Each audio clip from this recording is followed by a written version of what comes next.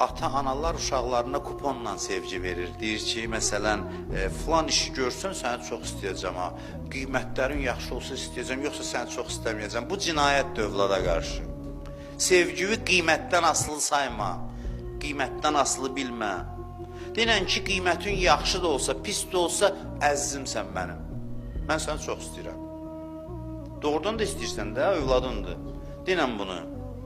Aramlıq ver uşağa ki, gizlətməsin özünü. Məktəb vaxtı bizdə gündəlik vardı, indi də var da, gündəliyə qiymət yazırdılar.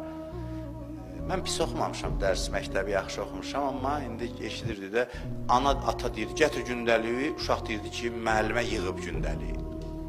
Müəllim. Məktəbə gedirdi, müəllimə deyirdi, gətir qiymət yazım, deyirdi, evdə qalıb. Belədir, çünki qorxudurduq uşaqları, o vaxt xüsusən elə idi. Və bu qiymət də alsa mənası yoxdur bunun. Çünki şəxsiyyəti zədələnir. Şəxsiyyətinin zədələnməsi hesabına alim olsa da, zədəli adamın alim olmağı daha böyük bir zərbədir. İnsanlığa zərbədir. Bəs necə vadar eləyək, dərs oxusun, bəli, bu zəhmət istəyirsən, atasan, anasan, otur fikirləş. Motivasiya uyğun bir motivasiya, həvəsləndir onu. Elə bir motivasiya ver ki, oxusun, vacib deyil ki, onu sevgün əsir eləyəsən və yaxud danlaqla başqa yollar axtar. Qoy uşaq desin sənə ki, rahat desin, niyə dərs oxumaq istəmirəm? Başa sal, danış, övladdır, oturun, müzakirə eləyin, söhbət eləyin. Din istəyir, aram mühit yaratsın ki, heç kim özünü gizlətməsin. Və bu həyasızlıq deyil, çünki sayğı və məhəbbət olarsa adamlar həyasız olmaz.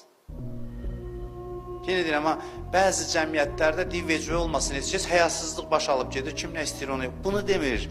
Deyir ki, qurdalama, amma sevgi, ehtiram, hörmət, ədəb, ərkan burada qorunar.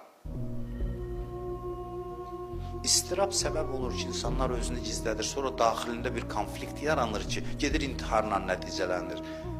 Bu qədər ki, təzyiq var insana, onda konflikt yaranır, gizlədir axı özünü. Nə qədər olmadığın kimi görünmək olar. Bu uyğunsuzluq adamda daxili depresiya yaradır, stres yaradır, intihara aparır, pis hallara aparır, çıxardır. Bəzi ümumiyyətlə fənlərdən yaxşı qiymət almamaq ağıllı adamın işidir. Bəzi adam ağıllıca elə hər fəndən yaxşı qiymət almaq da vacib bir şey deyil ki, bütə çevirmişik. Elə mühit yaradaq ki, uşaq rahat desin ki, mən filan fəndən zəifəm, qiymətim aşağıdır. Bu şeyləri özünə bir eyb bilməsin.